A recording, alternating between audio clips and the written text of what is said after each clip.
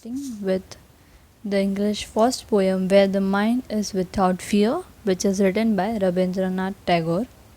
So, as we know, Rabindranath Tagore has written our national anthem and he has also won the Nobel Prize in Literature. You will know that in the introduction part also. So, introduction. What is in the poem, like summary of the poem, we can also say. The poem was written when India was under the British rule and people were eagerly waiting to get their freedom from the British rule. So ये poem तब लिखी गई थी जब India British के rule के अंदर थी, लाइक जब हम ब्रिटिशर्स हमारे पे रूल कर रहे थे and we eagerly waiting to get the freedom from the British. So people were eagerly waiting कि हमें कब फ्रीडम मिले, कब हमारी इंडिपेंडेंट इंडिया कंट्री हो. ऐसे he wants his countryman to awake and enjoy the life of full dignity and honor.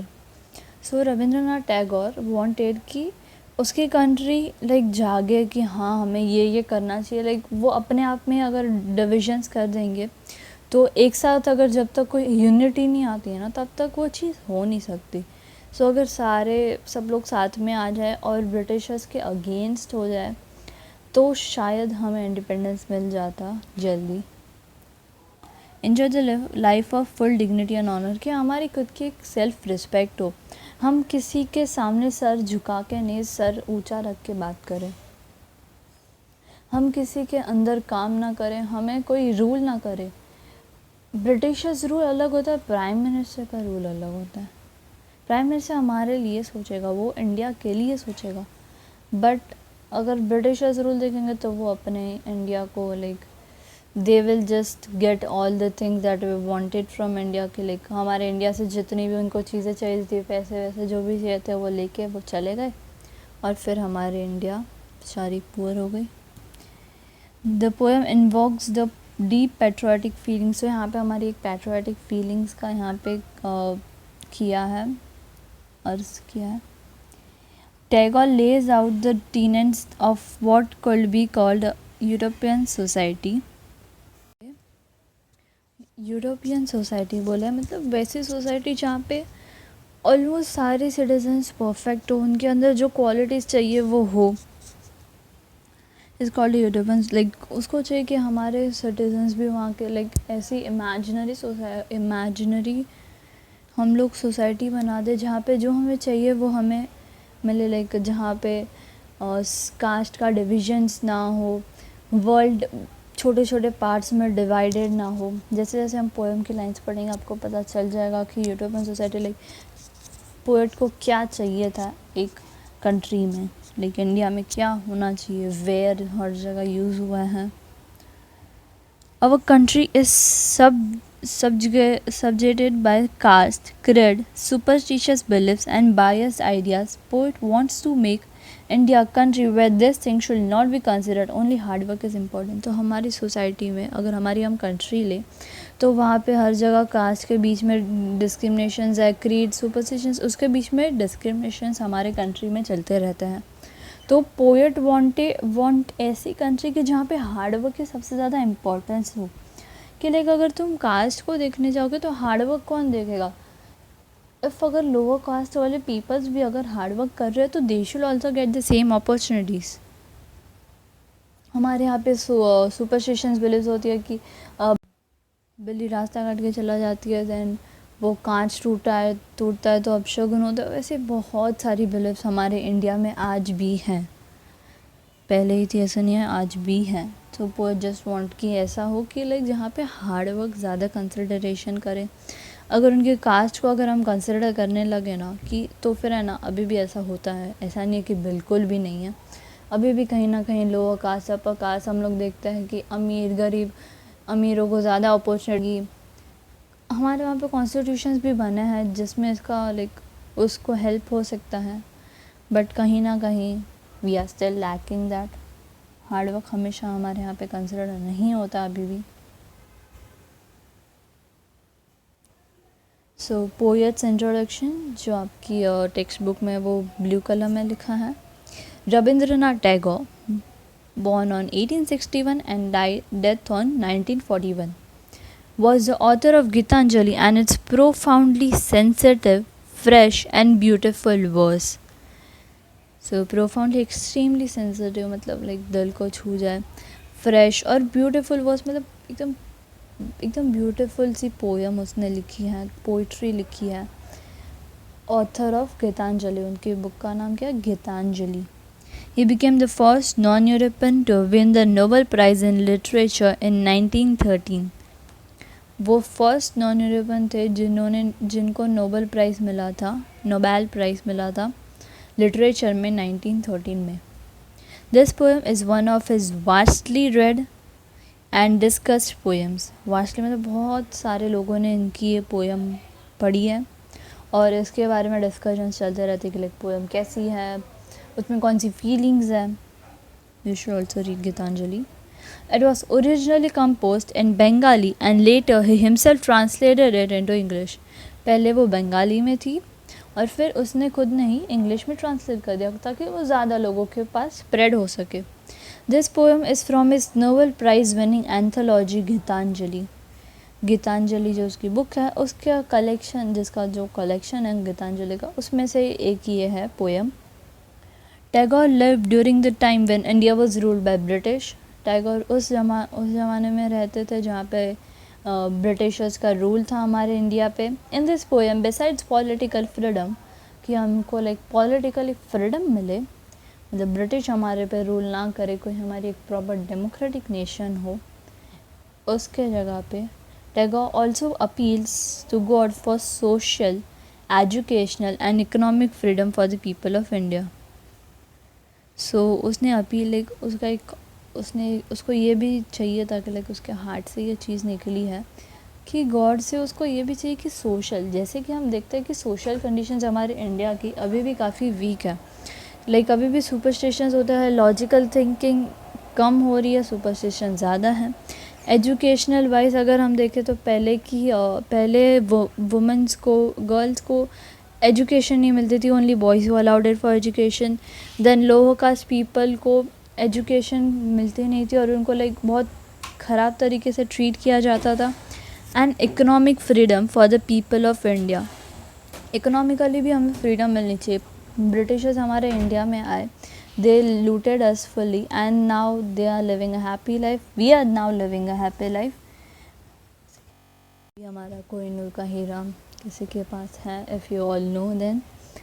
तो हमारे पास इकोनॉमिक फ्रीडम, लाइक जब हमें इंडिपेंडेंस में मिला फिर भी हमारे इकोनॉमिक कंडीशंस उतने अच्छे नहीं थे क्योंकि ऑलरेडी कोई हमें लूट के चला गया था.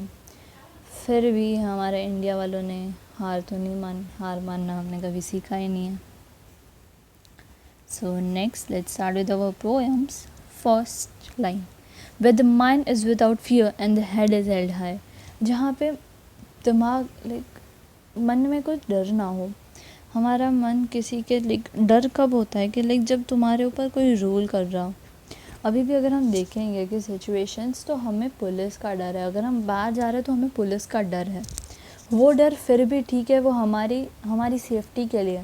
पर जो हमारे पास ब्रिटिशर्स के लिए, जो ब्रिटिश हम पे रूल कर रहे थे, और वो जो डर था ना, वो हमारी सेफ्टी के लिए नहीं था, वो ब्रिटिशर्स की सेफ्टी के लिए हम बोल सकते हैं.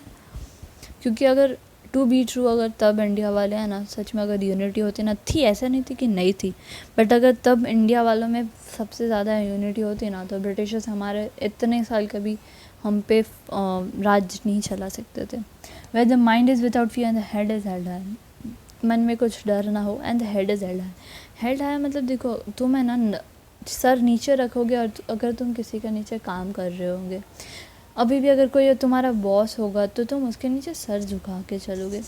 ठीक है, वो नहीं होना चाहिए, I agree, but and the head is held high. तुम इज्जत से चलो, लाइक डिग्निटी होनी चाहिए तुम्हारे पास, तुम्हारी खुद की सेल्फ रिस्पेक्ट होनी चाहिए कि लाइक कोई भी तुम्हारे घर पे आकर तुम्हारे पे रूल कर दे. You have your own country और बाहर वाले तुम्हारे पे रूल कर रहे हैं. वैसे ही हमारी सिचुएशंस थी. So let's read the explanation. In the first line, the poet prays to the God that his countrymen should be free from any kind of fear. They should not be felt suppressed by any authority. तो मतलब है ना, उसके country में जो लोग रहते थे तो पोएट को ऐसा चाहिए था कि लाइक उन पे कोई दबाव ना हो. They should not be felt suppressed by any authority. तो कोई अथॉरिटी उनके ऊपर आके उनको सप्रेस ना कर जाए, उनको डराए ना, वैसा चाहिए था। He wishes that everyone in this country has is held high in dignity. हमारी खुद की सेल्फ रिस्पेक्ट चाहिए हमें, ऐसा उस पोएट टैगोर को चाहिए था। In other words, according to him, in a truly free country, every person should be fearless and should have a sense of self-dignity. Truly free country, but हमारी तब इंडिया फ्री कंट्री नहीं थी एकदम, इसलिए ही हमारे पास ये चीज़ें नहीं थी। हम फियरलेस नहीं थे, हमारे में ब्रिटिशर्स के लिए डर था कि हमने अगर उनके काम नहीं किए तो हमें मारा जाएगा, बहुत गंदी तरह से ट्रीट किया जाता था। And should have a sense of self dignity, हमारी खुद की सेल्फ रिस्पेक्ट होनी चाहिए। Idea of democracy can be seen here, यहाँ पे तुम्हें डेमोक्रेसी की लाइक थोड़ी फीलिंग आने लगेगी कि लाइक तुम्हें किसी के नीचे काम नहीं करना, लाइक बहुत एक ही चीज़। तो डेमोक्रेसी की यहाँ पे लाइक तुम सोच सकते हो टैगर वहाँ पे लाइक वहाँ उस सिचुएशन में रह के भी उन्होंने डेमोक्रेसी जो हमने अभी चूज़ की है उस पे उन्होंने ध्यान दिया। Fearful experience of life yields no meaning in life. Fearful experience of life yields no meaning in life.